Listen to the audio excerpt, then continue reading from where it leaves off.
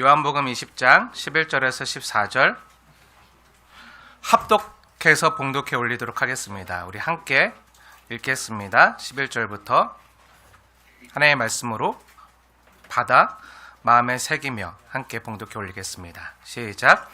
마리아는 무덤 밖에 서서 울고 있더니 울면서 구부려 무덤 안을 들여다보니 흰옷 입은 두 천사가 예수의 시체 뉘었던 곳에 하나는 머리편에 하나는 발편에 앉았더라. 천사들이 이르되 여자여 어찌하여 우느냐. 이르되 사람들이 내 주님을 옮겨다가 어디 누웠는지 내가 알지 못함이니이다. 이 말을 하고 뒤로 돌이켜 예수께서 서 계신 것을 보았으나 예수이신 줄은 알지 못하더라. 아멘. 우리 구주 예수님 다시 살아나셨습니다. 성경의 말씀대로 저와 여러분의 죄를 다 뒤집어 쓰시고 십자가에서 죽으시고 사흘 만에 약속대로 다시 살아나셨습니다.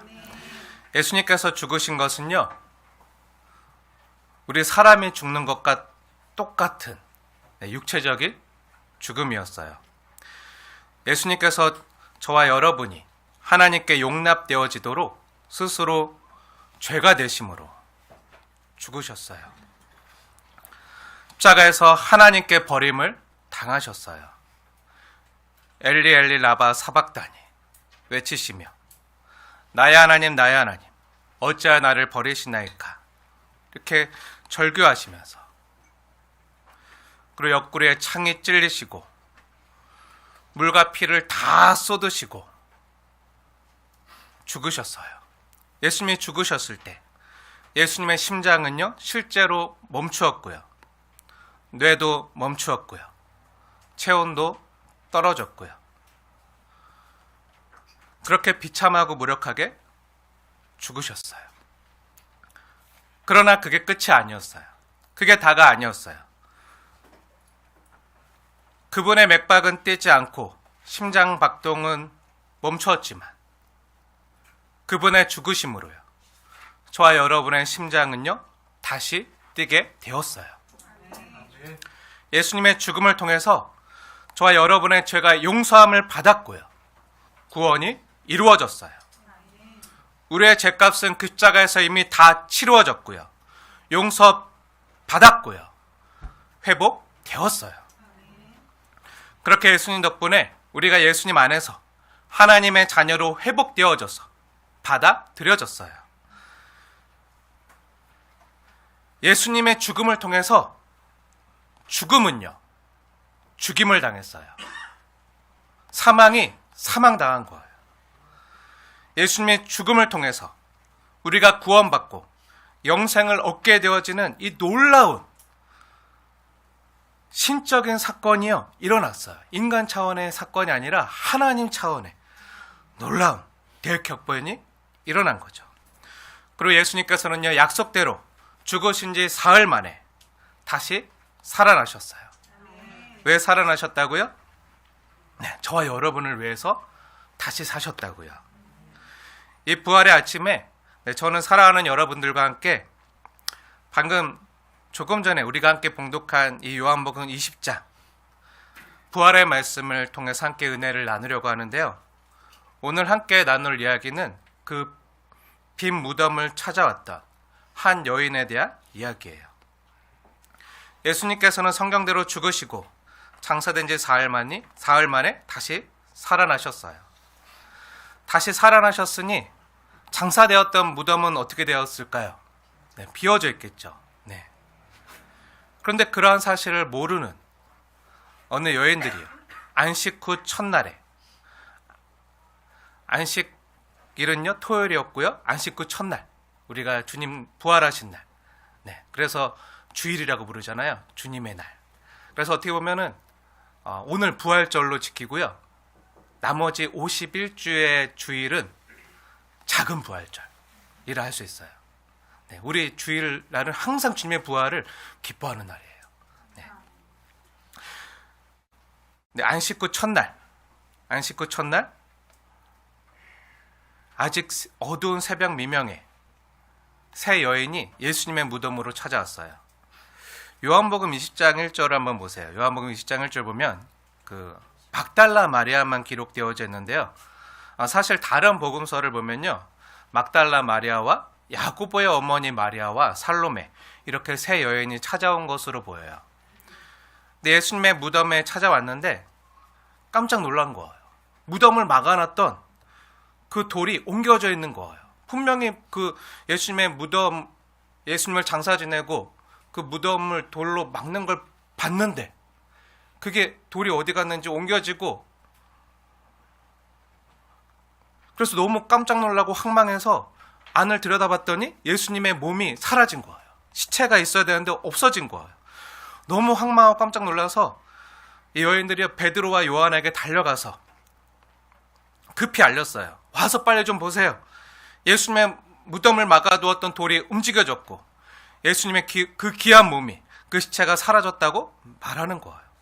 그래서 사도 베드로와 사도 요한이요, 급히 무덤으로 달려가서 봤더니 정말 예수님의 머리와 몸을 감쌌던 수건과 세마포는 그대로 놓여져 있는데 예수님은 온데간데 없는 거예요. 그런데 9절에 보니까, 9절 말씀 한번 자세히 보세요. 9절에 보니까 그때까지 예수님의 제자들이나 예수님의 무덤을 찾아왔던 여인들이나 예수님께서 성경대로 죽은 자 가운데서 다시 살아나셨다는 이 사실을 아직 믿지 못하고 있을 때였어요. 이 사실을 알지 못했어요. 그럼 어떻게 생각한 거죠? 누군가 우리 소중한 예수님의 그 몸을, 죽으신 몸을, 그 시체를 누가 도둑질 해갔는 줄로만 알고 있는 거예요. 네, 여기서 한번 생각해 보세요. 그런데 만약에 예수님의 시체를 누군가 도둑질해 갔다면요, 예수님의 머리와 몸을 감쌌던 그 세마포와 수건이 그 자리에 없어야 되잖아요. 그냥 예수님 몸을 통째로 들고 가면 되지. 그 세마포로 쌌던 그 몸을 통째로 들고 가면 되지. 굳이 수고스럽게 수건을 풀고 예수님의 몸을 감쌌던 그 수위인 세마포를 다 힘들게 풀고 가진 않겠죠. 그냥 같이 옮기면 되잖아요. 근데 수건과 세마포가 그대로 놓여져 있었다는 것은요, 어떻게 보면 예수님께서 살아나셨다는 증거죠. 그리고 놀라운 것은요, 7절에 보면 수건과 세마포가 어떻게 되어 있죠? 누가 풀러가지고 한 곳에 잘 개켜놨다고 성경은 표현하지 않고요, 몸을 쌌던 그대로 놓여 있더라. 몸을 쌌던 그대로 놓여 있었다는 거예요.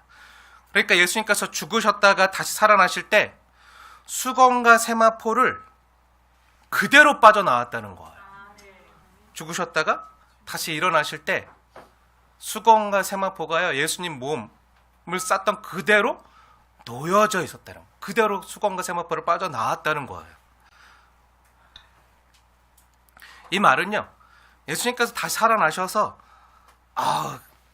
개운하다 하고 누가 이거 수건 가려놨어, 수건 풀어갖고 개갖고 놓고 못 움직이게 누가 이렇게 수위를 이렇게 꽁꽁 동여매놨어, 세마포를 이렇게 다 풀러가지고, 손으로 풀러가지고 옆에서 다 이렇게 잘 개놓은 것이 아니라 어떻게 하셨다고요?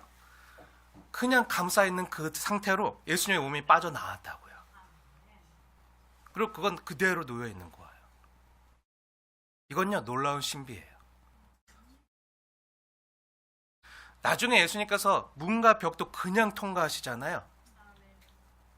이건요, 예수님의 몸이요, 영화로운 상태로 변화되었다는 걸 뜻하는 거예요. 나중에 우리도 이 영화로운 상태로 변화될 텐데, 근데 이게 어떻게 가능한지는 몰라요. 신비해요. 근데 이러한 사실을 모르는 막달라 마리아는요, 예수님의 시체가 없어졌으니까 너무나도 소중하고 사랑했던 그 예수님의 그 몸이, 귀한 몸이 도둑 맞았는지 알고 너무 속상해서, 너무 마음이 아파서 무덤 밖에서 한없이 서서 울고 있는 거예요. 그렇게 무덤 밖에서 한없이 울고 있었던 막달라 마리아가 예수님이 너무 그리워서 예수님의 소중한 몸이 뉘어 있었던 그 무덤 안을 계속 들여다보고, 몸을 구부려서 계속 들여다보고, 근데 그렇게 들여다볼 때 흰 옷 입은 두 천사가 서 있는 걸 보게 된 거예요. 아까 우리가 함께 읽었지만 12절 보니까 흰 옷 입은 두 천사가 예수의 시체에 뉘었던 곳에 서 있는 거예요. 하나는 예수님의 머리편에, 하나는 발편에. 이렇게 두 천사가 앉아 있었어요. 이렇게 앉아 있었어요. 이렇게 두 천사가 이렇게 예수님 하나는 머리편에, 하나는 발편에 이렇게 앉아 있는 거예요. 이 장면을 보면 뭐가 떠오르지 않나요? 우리가 얼마 전에 출애굽기 강의할 때 그 성소, 그 지성소에 있었던 속죄소, 시은소라고도 불리는 그 덮개, 증거계, 뚜껑 덮개, 거기 천사가 그렇게 있었잖아요. 근데 그걸 왜 속죄소라 부르죠? 왜 속죄소라 부르죠? 네, 우리 구주 예수님께서요, 저와 여러분의 죄를 대속하기 위해서 희생제물로 죽어 하나님과 화목하게 하신 거예요. 출애굽기 성막에서 본 모형 그대로 지금 예수님의 부활 때 성취가 된 거예요. 예수님께서 저와 여러분의 죄를 속죄하기 위해서, 속하기 위해서 화목제물로 죽으시고 그 모습 그대로 천사가 지금 예수님 시체가 뉘어있던 곳에 하나는 머리편에, 하나는 발편에 이렇게 앉아 있었던 거예요. 막달라 마리아가요, 그때 이걸 보면서 너무 울었어요. 엉엉 울었어요. 속상해서 우는 거예요. 그래서 너무 울자 무덤을 지키고 있던 그 천사들이요, 여인에게 이렇게 말해요. 어찌하여 우느냐. 그러자 막달라 마리아는요, 천사들에게 이렇게 말하는 거예요. 예수님의 시체가 도둑 맞았는 줄로만 알고 우리 소중한 예수님이 없어졌어요. 누가 우리 소중한 예수님의 몸을 옮겨다가 어디에 두었는지 제가 알지 못해요. 빨리 찾고 싶어요. 내 소중한 예수님의 몸을 누가 가져갔어요. 어떻게 해요? 어떻게 해요? 예수님을 잘 장사 지내고 가시는 길 잘 배웅해 드려야 되는데 그것도 못하고 어떻게 해요? 막 그러면서 예수님의 몸이 사라져서 우는 거예요. 그때였어요. 그때 예수님께서 자신이 누워있던 그 빈 무덤 밖에서 막달라 마리아 뒤로 다가가셨어요. 막달라 마리아가 이 천사하고 이렇게 말을 하고 나서 돌이켜 보니까, 뒤돌아서니까 어떤 사람이 자기 앞에 탁 서 있는데요, 너무 울어서 눈물이 앞을 가려서 못 알아봤는지 자신 앞에 서 계셨던 분이요, 예수님인 줄을 알지 못했어요. 사랑하는 여러분, 여기서 한번 생각해 보세요. 부활하신 예수님께서 가장 먼저, 제일 먼저 찾아가셨던 사람이 혹시 누군지 아십니까? 누군지 아십니까? 너무 쉽죠? 제가 지금까지 힌트 다 드렸잖아요. 부활하신 예수님께서 부활하신 다음에 인류 역사상 가장 먼저 찾아가셨던 사람은요, 바로 막달라 마리아였어요. 직접 찾아가셔서 이 부활의 기쁜 소식을 알리신 거예요. 온 인류에게 있어서 가장 중요하고도 기쁜 소식, 바로 예수님께서 다시 살아나셨다는 이 부활의 소식을 알리기 위해서 예수님께서 가장 먼저 택하여 부른 사람이요, 그 누구도 아닌 막달라 마리아였다고요. 예수님의 어머니 마리아도 아니었어요. 예수님의 어머니도 아니었고 예수님의 형제들도 아니었어요. 예수님의 제자들도 아니었어요. 예수님이 택한 사람은요, 그 부활의 기쁜 소식을 가장 먼저 알려준 사람은요, 바로 오늘 본문에 나오는 막달라 마리아였어요. 왜 그러셨을까요? 저는 오늘 여러분과 함께 그 질문을 함께 풀어가려고 하는데요. 여러분, 막달라 마리아가 누구죠? 막달라 마리아. 성경에 많이 나오진 않아요. 그 마리아가 하도 많아서 막 헷갈리시죠? 어떤 마리아인지. 네. 막달라 마리아가 누구죠? 한번 누가복음 8장 2절 보세요. 누가복음 8장 2절 보면, 우리 누가복음, 요한복음 20장 표시해 놓고 누가복음 8장 2절로 한번 가보세요. 우리 8장 2절 말씀 찾아서 함께 읽겠습니다. 시작. 또한 악귀를 쫓아내신과 병 고침을 받은 어떤 여자들, 곧 7 귀신이 나간 자 막달라인이라는 마리아와, 이렇게 나오죠. 막달라 마리아는 어떤 여인이었다고요? 네, 7귀신 들렸던 여인이었어요. 귀신 들렸던 여인이었어요. 성이 막달라고 이름이 마리아가 아니라 막달라라는 동네에 살던 마리아라고 해서 막달라 마리아라고 불러요. 막달라는요, 갈릴리 해변에 있던 동네였어요. 근데 안타깝게도 이 막달라 사람 마리아는 악귀가 들렸었어요. 쉽게 말해서 귀신 들렸던 여인이었어요. 흔히 말하는 미친 여자. 네, 귀신 들려서 막 미쳐 돌아다니는 그 여자. 그래서 사람들이 늘 피했겠죠. 친구가 없었어요. 그래서 늘 왕따를 당하고 친구 하나 없이 외롭게 지내던 그 뭔가 마음의 병이 있었던 여인이었어요. 예수님께서 어떻게 하셨다고요?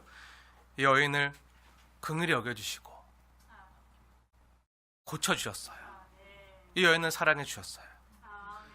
그때 이 여인은요, 예수님의 그 따스한 마음과 인격과 섬김에 깊이 감동을 받고요, 예수님을 따르면서 예수님을 깊이 사랑하게 돼요. 그래서 예수님께서 십자가 지실 때, 골고다 언덕 오르실 때, 십자가에 못 박히실 때, 그 못 박히셔서 그 십자가에서 죽임을 당하실 때도 그 모든 가정을 직접 보면서 예수님 곁을 지키면서 따라갔던 여인이었어요. 제자들은 다 도망갔는데 막달라 마리아는요, 그 모든 예수님의 고난의 가정에 함께 따라가는 거예요. 그리고 심지어 예수님의 몸을 그 십자가에서 내릴 때도 같이 있었고요.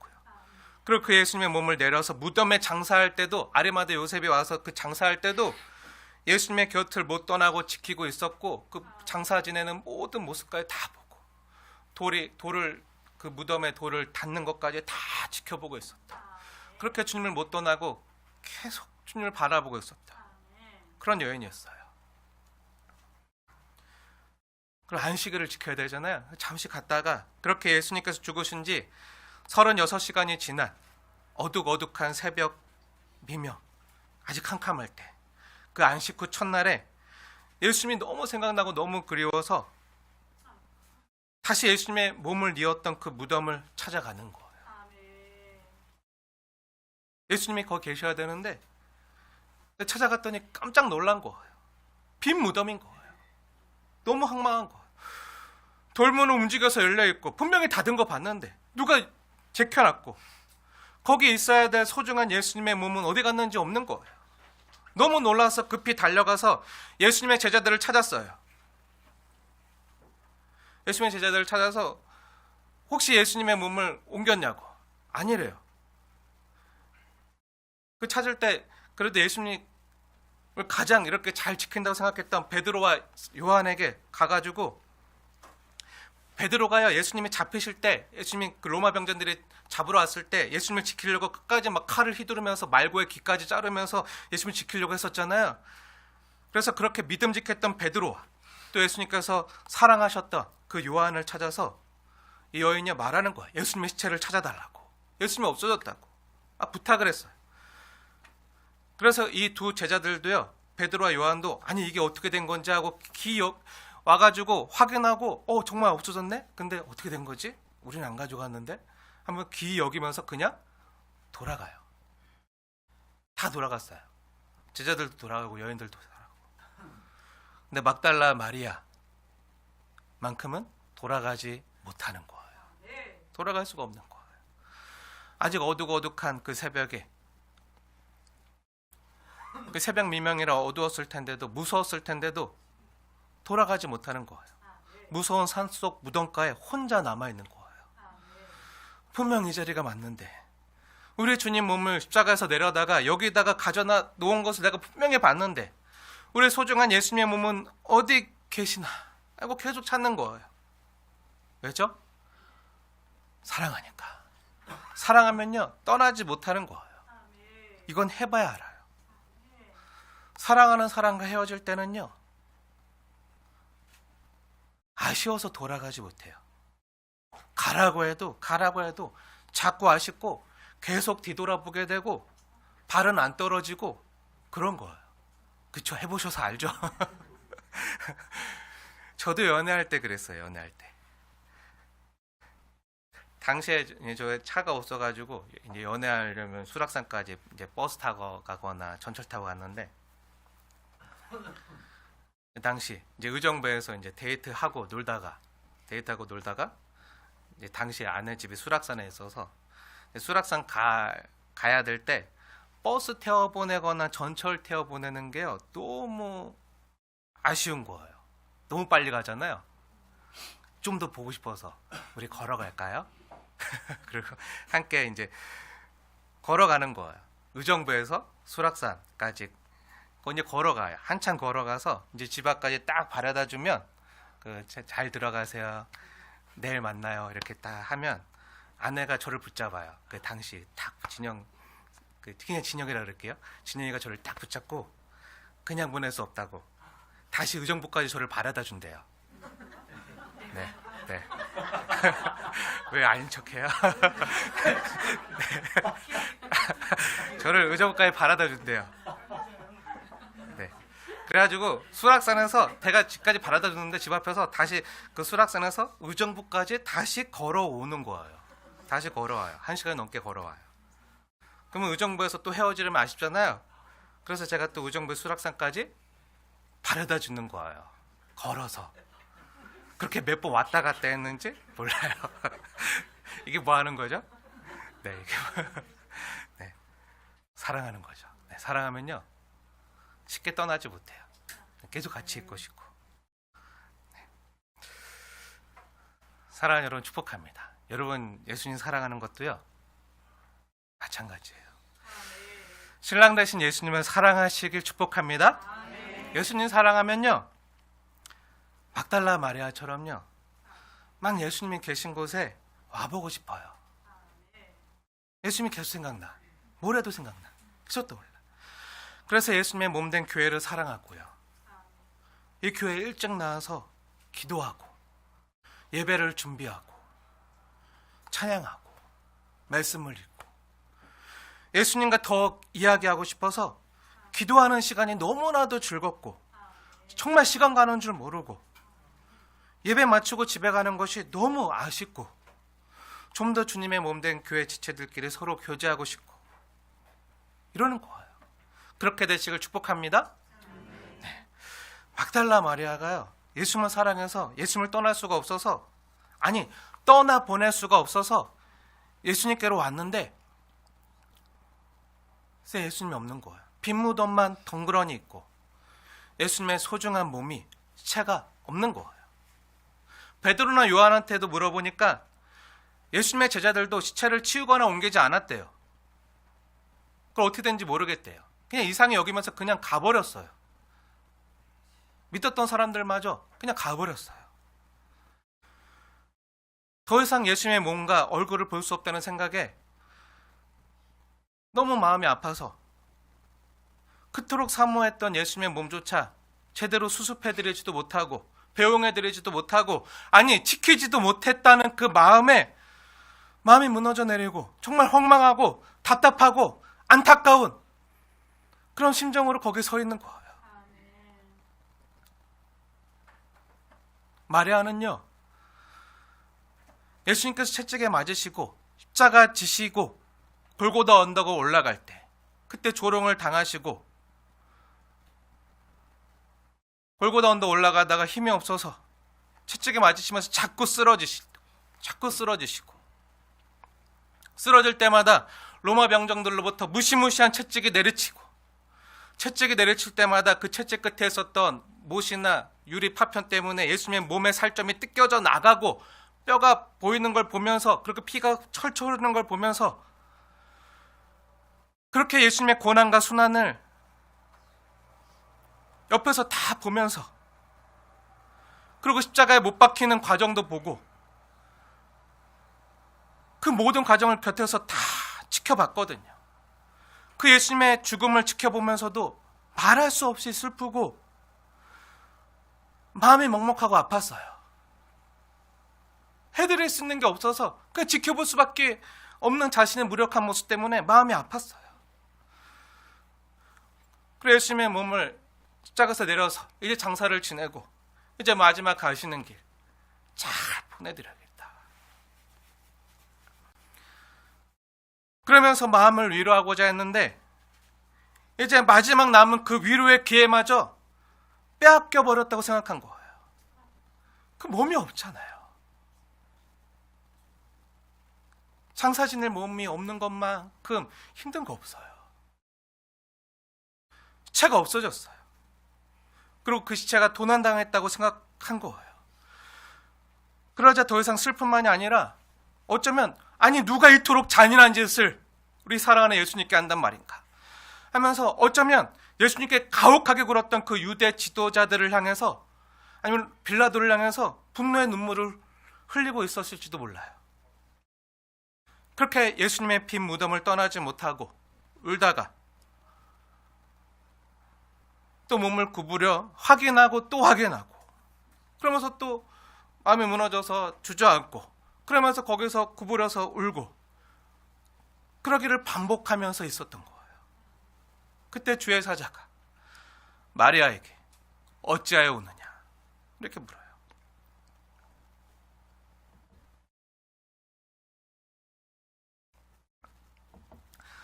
사랑하는 여러분, 우리 역시요 고달픈 인생을 살다가 보면 이런 빈 무덤을 대하는 것 같은 상황을 경험할 때가요 많이 있어요. 언제 그러죠? 네, 절망할 때 그러죠. 아픔과 고통의 크기가요 너무 세게 다가올 때.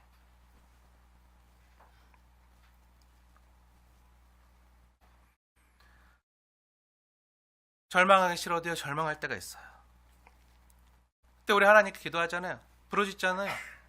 하나님, 제가 죄인이라는 거 인정하지만 제가 잘못한 건 많지만 그렇다고 이렇게까지 할 일은 아니잖아요.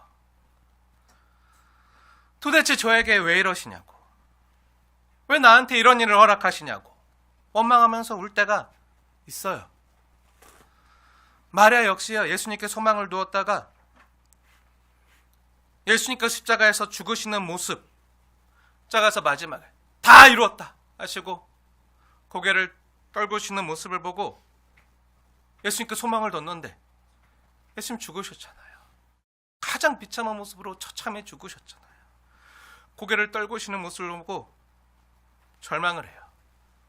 아, 이제 다 끝났구나. 근데 제자들도 자기 살겠다고 다 배신하고 도망갔어요. 그리고 지금 시체마저 없어졌어요. 믿었던 제자들에게도 말했는데 자기들도 모르겠다고 하면서 이상하네 하면서 그냥 가버렸어요. 더 이상 의지할 사람도 없는 거예요.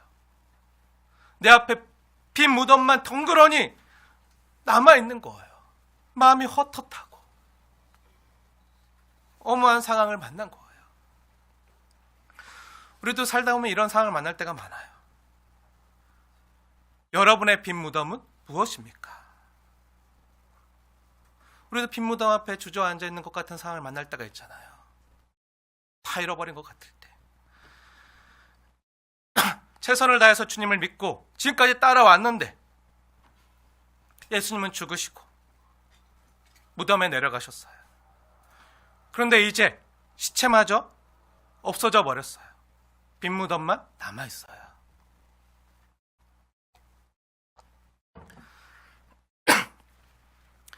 사랑하는 여러분, 우리도 주님께 소망을 두고요 주님을 따라가지만 때때로 우리 앞에 마주치는 상황은요, 우리가 만나는 상황이요 빈 무덤 같은 상황일 때가 있어요. 정말 최선을 다해서 하나님의 뜻에 어긋나지 않으려고 발버둥 치면서 노력하면서 정직하게 살아왔는데 남은 건요 아픔밖에 없어요. 실패와 절망이에요. 그렇게 헌신하며 기도하고 고생했는데도 내게 남은 건 빈 무덤밖에 없다고 느껴지는 거예요. 그 몸은 힘들고 아프고 사람도 떠나고 막달라 마리아처럼 빈 무덤 앞에 홀로 남아있다고 느낄 때, 그래서 할 수 있는 게 우는 것밖에 없을 때, 그렇게 울고 있을 때, 그럴 때가 있어요. 그런데 성경이요 이런 상황에 있는 우리에게 오늘 무엇을 말하고 있죠? 네, 우리 주 예수님께서요, 부활하신 예수님께서요 그렇게 빈 무덤 앞에 서 있는, 그렇게 울고 있는 우리에게 다시 찾아오셨다는 거예요. 그것도 제일 먼저, 가장 먼저 다시 사신 예수님께서요 찾아오셨다는 거예요. 우리 예수님은요 이런 분이세요. 예수님께서 부활하시고 제일 먼저 찾아오신 사람은요 빈무덤 앞에 울고 있는 여인이었어요. 한 여인. 예수님이 부활하신 다음에 왕궁으로 가신 게 아니에요. 당시 권력자들이나 기득권층이나 제사장들이나 율법학자들에게 찾아가신 게 아니에요. 이건요 당시 힘 있는 자들과 교역자들에게 한 방 먹이시는 거예요. 부모 형제나 제자들에게도 먼저 가시지 않았어요. 그럼 누구에게 찾아오셨죠? 근데 우리처럼 모든 것을 다 잃어버렸다고 절망했던, 지금까지 주님을 소망했지만 주님을 떠났지만 그럼에도 아파할 수밖에 없었던 저와 여러분 한 사람 한 사람에게 오늘날 각자 가지고 있는 빈무덤 앞에서 구부려져서 울고 있는 막달라 마리아 같은 우리 한 사람 한 사람에게 부활하신 주님께서 가장 먼저 찾아오셨다고요. 이 시간 우리에게 찾아오신 거예요. 부활하신 예수님께서 제일 먼저 찾아가신 사람은요 막달라 마리아였어요. 아니 우리였어요. 근데 그 성경에는요 그 여인의 기록에 자세히 나오지도 않아요. 그냥 7 귀신 들렸던 여인, 질병을 가졌던 여인, 남들이 주목해주지 않았던 여인, 왕따당했던 여인, 외로웠던 여인, 가진 것도 없었어요. 능력도 없었어요. 내놓을 것도 없어요. 학벌이나 명예도 없고 오히려 조롱받고 지우고 싶은 슬픈 각오만 있는 연약한 여인이었어요. 그렇게 지극히 작은 자였어요. 하지만 그 여인에게는요 예수님에 대한 사랑이 있었어요. 예수님에 대한 지고지순한 그 순정이 있었어요. 주님을 따르되 끝까지 따르는 열정이 있었어요. 십자가의 자리까지 따라간 게 아니라 십자가의 자리까지만이 아니라 장사되는 자리까지, 그리고 무덤의 자리까지 찾아온 여인이었어요.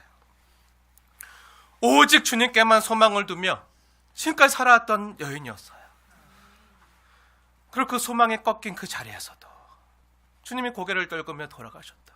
그 자리, 십자가에서 몸을 내리는 자리, 상사진했던 그 모든 소망이 꺾일 수밖에 없는 그 자리에서도 주님께만 소망을 두었다. 그 여인에게 부활하신 예수님이요 가장 먼저 찾아오셨어요. 그리고 그 여인을 부활의 증인으로, 가장 먼저 부활의 증인으로 삼으신 거예요. 그리고 그 여인에게 오늘 본문에서 자상하고 따스한 음성으로 이렇게 말씀하세요. 15절 한번 말씀 보세요. 15절. 예수님께서 이렇게 말씀하세요. 예수께서 이르시되 여자여 어찌하여 우느냐.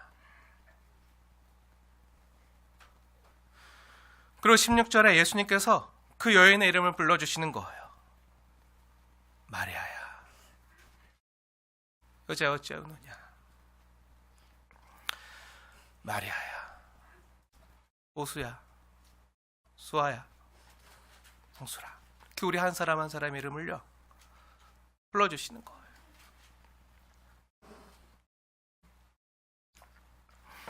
사랑하는 여러분, 오늘 부활의 이 아침에도요 부활하신 예수님께서 여러분 한 사람 한 사람에게도 찾아오셔서 여러분의 이름을요 불러주시는 거예요. 아무개야,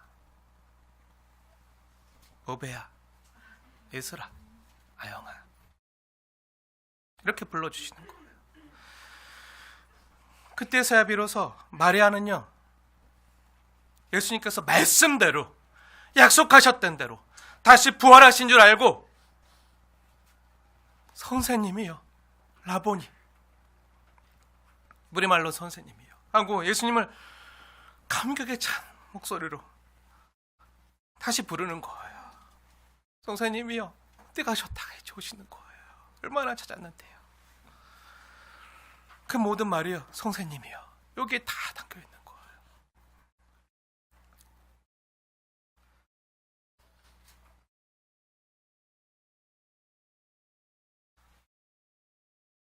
그때서야 비로소요 막달라 마리아 깨닫는 거예요. 저 빈 무덤이 절망의 상징이 아니라 소망과 희망의 상징임을 깨닫는 거예요. 그때로 빈 무덤은요, 지금까지 마리아에게 아픔이었어요. 슬픔이었어요. 절망이었어요. 그토록 마리아를 절망하게 하고요, 아프게 했던 그 이유가 되었던 그 빈 무덤이요, 어떻게 되었죠? 반전이 일어났어요. 그 빈 무덤이요, 이제는 우리 주님 다시 살아나신 희망의 증거가 된 거예요. 분명히 조금 전까지만 해도 빈 무덤 앞에서 울면서 이제 망했다, 이제 다 끝났다, 울면서 탄식했는데요, 이제는 그 빈 무덤이요, 우리 주님 다시 사셨다는 소망의 증거가 된 거예요. 다시 살아나셔야, 그 무덤에서 나오셔야 빈 무덤이 될 수 있는 거잖아요. 그 확실한 증거잖아요. 사실요, 빈 무덤은요, 슬픔의 증거가 아니라 기쁨의 증거예요. 그리고 18절에서 보듯이 막달라 마리아가 가서 주를 보았다고 하면서, 저게 증거라고 하면서 빈 무덤을 증거로 삼으면서 내가 주를 보았다, 주님의 음성을 들었다 하면서 인류 최초의 부활의 증인이 된 거예요. 이것은요, 우리에게 무엇을 이야기해 주죠? 근데 우리에게 보이는, 때때로 우리에게 보이는 현실인 빈 무덤이요, 언제나 절망적이지 않다는 거예요. 그럼 언제 그렇게 되죠? 그럼 언제 그렇게 바뀌죠? 네, 우리 주님 약속하신 말씀을 믿으면요, 우리 주님 약속하신 소망의 말씀을 믿으면요, 9절에 있는 말씀, 성경에 그가 죽은 자 가운데서 다시 살아나리라 하신 말씀을 기억하고 믿었으면요, 그 빈 무덤의 자리는 절망의 자리가 아니라 오히려 기뻐해야 될 자리였죠. 기뻐해야 될 자리였어요. 우리는 이미 성경을 통해서요, 우린 다 알아요. 2000년 전에 그 무덤에서 어떤 일이 일어났는지, 우리 주님 부활한 사건을 우리는 이미 다 보아서 알고 있기 때문에 빈 무덤 앞에서 울고 있는 이 마리아의 모습이요, 울 일이 아닌데, 예수님 부활하셨는데 왜 울고 있지? 이렇게 생각할 수 있어요. 울 일이 아니라요, 오히려 기뻐할 일이었죠. 그러면요, 무엇이 이러한 반전을 가능하게 하죠? 무엇이 이런 반전을 만드는 거죠? 똑같은 빈 무덤이에요. 보이는 건 똑같은 빈 무덤이에요. 우리에게 주어진 현실과 상황은요, 빈 무덤이에요. 근데 이것을 대하는 해석이 완전히 달라져요. 똑같은 빈 무덤인데요, 무엇이 빈 무덤을 두고 절망과 패배의 상징으로, 아니면 이 빈 무덤을 두고 소망과 승리의 상징으로 만드는 거죠? 뭐가 가능하게 하는 거죠? 네, 예수님의 부활만이, 예수님의 부활이 가능하게 하는 거예요. 예수님의 부활이 없었다면요, 빈 무덤은요, 여전히 삶의 아픈 자리예요. 하지만 오늘 이 부활의 아침에 제가 여러분께 힘주어 말씀드립니다.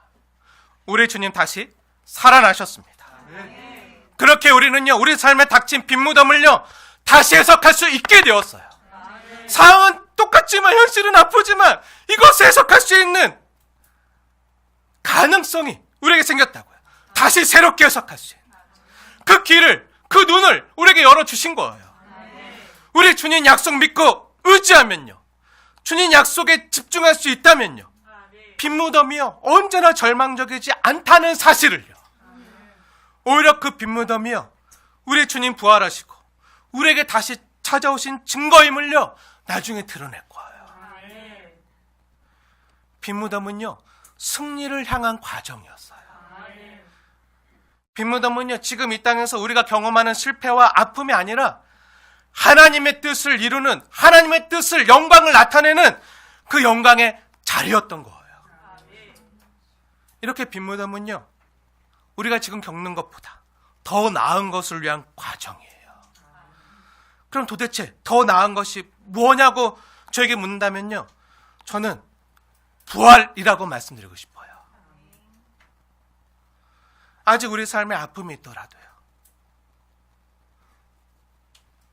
우리는 혼자가 아니에요. 부활하신 예수님께서, 살아계신 예수님께서 지금 마리아에게, 홀로 있는 마리아를 찾아오신 것처럼 우리에게 다시 찾아와 주시고 우리와 함께 하시면서 결국 우리를 부활의 첫 열매 대신 예수님처럼 우리 역시 부활의 나중 열매 되게 하실 거라는 그 믿는 믿음이에요. 얼마 전에 제가 존경했던 두봉 신부님이 소천하셨어요. 이번 주에 있었던 일인데, 종교는 다르지만 천주교 신부님이지만 두봉 신부님 프랑스 사람이에요. 우리나라 오셔서 많은 진짜 귀한 일들을 많이 주님의 사랑으로 감당하셨는데, 그분의 다큐멘터리, 그분의 예 보면 그런 얘기 나와요. 두봉 신부님이 우리나라에서 굉장히 힘없고 약하고 소외된 사람들을 위해서 이렇게 함께 싸우고 그들을 섬길 때 프랑스에 있던 아버지, 어머니가 너무 아프셨어요. 아프셨다가 기력이 다해서 주님의 부름을 받아 수천하실 때 그런 내용이 나와요. 나이가 들면 노안이 들고 근육이 다 빠지고 일어설 기력도 없을 때,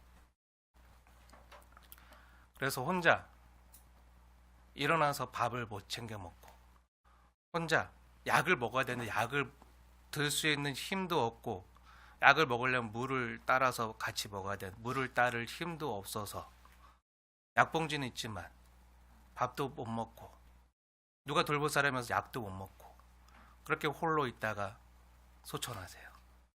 두봉 신부님의 부모님이 소천하실 때 그 얘기를 하시는 장면이 나오는데, 그걸 보면서 저도 생각해 봤어요. 나도 언젠가 주님 앞에 저렇게 설 텐데 모든 몸의 기력이 다 쇠하고 스스로 밥도 못 먹고, 밥은커녕 약도 못 먹고, 그러다 점점 쇠해져서 그렇게 주님의 부르심을 받을 텐데 아무도 없을 수도 있는데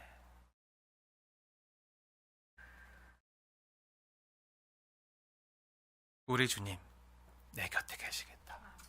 우리 주님, 부활하신 예수님께서 아무것도 못하고 아무 기력도 없고 우리 주님 내 옆에 계시겠다. 그리고 끝이 아니에요. 끝이 아니에요. 땅에서 몸은 아프고 몸은 쇠하고 아무것도. 하지만 우리 부활의 첫 열매 되신 예수님처럼 나도 영화로운 몸으로, 첫 열매가 뭐예요? 우리를 위해서 첫 열매가 되셨다고 말씀하시잖아요. 그럼 뭐죠? 우리를 나중 열매 되게 하시겠다는 거예요. 나도 나중 열매가 돼서 우리 부활하신 예수처럼 영화로운 몸으로 다시 그 나라에서 예수님과 다시 만나겠구나. 예수님과 다시 만나겠구나. 그 예수님께서 나를 안아주시면서 내 눈에서 눈물을 닦아주시면서 수고했다, 애썼다, 잘 살아냈다, 내가 너와 함께 했다, 그러다 영원히 함께 할 것이다. 그 믿음이요. 그 믿음. 아무것도 없을 때. 근데 우리 주님 옆에 계세요. 어떤 상황에서도요, 옆에 계세요. 혼자 있는 게 아니에요. 그렇게 아무리 우리 삶에 빈 무덤이 있다고 하더라도요, 우리 주님, 부활하신 예수님이 우리 옆에 계신 이상 산 끝날까지 함께 하실 때 약속하셨잖아요. 그 임마누엘 예수님이 나와 함께 있는 이상 희망을 포기할 수 없는 거예요. 우리는 부활 생명이 있어요. 사랑하는 여러분, 우리 주님 약속대로 다시 살아나셨습니다. 그리고 우리도 약속대로 다시 살아날 것입니다. 우리 주님 다시 오실 때요, 우리 역시 누웠던 자리에서요 다 일어나서 주님을 맞이하게 될 거고요. 이 땅이 어떻게 되는지 알아요? 이 땅에는요, 주님 다시 오실 때 이 땅에는 오직 빈 무덤들만 남을 거예요. 빈 무덤들만 남아있을 겁니다. 하나의 빈 무덤이요, 수많은 빈 무덤을 낳은 거예요. 예수님의 빈 무덤이 있었기에 우리의 빈 무덤이 가능해지는 거예요. 우리의 빈 무덤을 낳는 것이죠. 그 빈 무덤은요, 죽음이 아니라 죽음을 이기시고 다시 사신 승리의 빈 무덤임을, 부활 생명이 가득한 증거임을 기억하시기 바랍니다. 우리 주님 다시 사셨습니다. 우리도 다시 부활할 것입니다. 그래서 이렇게 말씀드릴 수 있습니다. 이 부활의 아침, 해피 이스터. 예수님 부활하셨습니다. 기쁜 부활절입니다. 기도하겠습니다.